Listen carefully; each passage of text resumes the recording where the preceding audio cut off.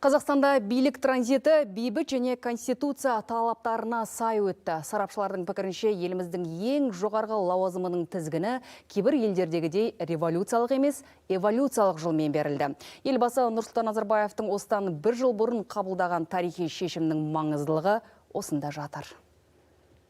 Тәуелсіздіктің алғашқы жылдары елдегі жалпы ішкі өнім 61%-ға, өнеркәсіп 28%-ға қысқарып, 130 өндіріс орны жабылған. Нәтижесінде жұмыссыздар саны 2 миллионға жетті. Демография 10%-ға қысқарды. Бұл шұғыл шешуді қажет ететін мәселелердің бір бөлігі ғана еді. Осындай қиын кезеңде Қазақстанның тұңғыш президентіне үлкен жауапкершілік жүктелді. Күндіз түні қолымнан келгенше барлық күш-қуатымды, білімімді, жігерімді еліме жұмсадым. Қазақстан халқының саны осы жылдардың ішінде 3,5 миллионға көбейді. Енді біз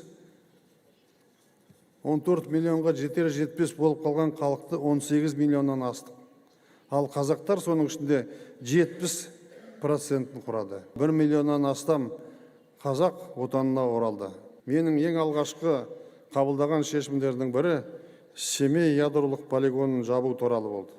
Елбасының бұл шешімнен кейін халықаралық қоғамдастықтың Қазақстанға деген сенімі артты. Бұл еліміздің дамуына даңғыл жол ашқан бірегей қадам болды. Мәселен, инфляция деген 2500%-ке шарықтады. Алғашқы кезеңде мемлекет басшысы мына дамудың екі жолы. Біреуі демократиялық даму жолы, екінші нарықтық даму жолы. Осы екі бағытты дұрыс ұстанды. Қазақстан осылайша 90-шы жылдардың дағдарысынан аман шықты. Қазіргі көрсеткіштерді бұрынғымен салыстыруға келмейді. Минуста жатқан экономика жайлап ақырындап өсім бере бастады. 2%-тен 9%-ке, кейін 13%-ке дейін өсім тіркелген. Елбасы елді басқарған кезде біздің экономикамыз жалпы алғанда 15%-ға өсіп, халықтың әл-ауқаты 9%-ға артты, және де кедейшілік 10 есе қысқарды. Қазақстанды осындай қиын кезеңдерден алып шыққан елбасы былтыр 19 наурызда өз өкілеттілігін тоқтатып, жаңа буынға жол берді.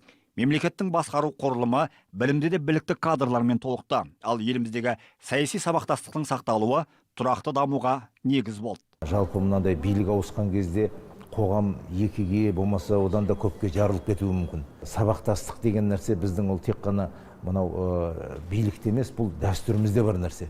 Сондықтан сабақтастық деген меніңше ойлаймын, ол мемлекет үшін де, халық үшін де өте бір негізгі тірек деп айтуға болады. Елбасының тек қана мынау біздің орталық Азиядағы, болмаса түркі жұртындағы емес, әлемдегі беделі өте жоғары бағаланады. Сонау Европадан бастап тіпті мұхиттың ар жағына дейін. Қазақстандағы билік транзитінің бейбіт өткені әлемдік қоғамдастық тарапынан лайықты бағаланды. Өркениетті жолмен берілген сабақтастықта еліміздің ішкі және сыртқы саясатына қатысты стратегиялық жоспарда ендігі жерде әлемнің әр түкпірінде оқып қайтқан озық ойлы, білімді де білікті буын одан әрі жалғастыруда.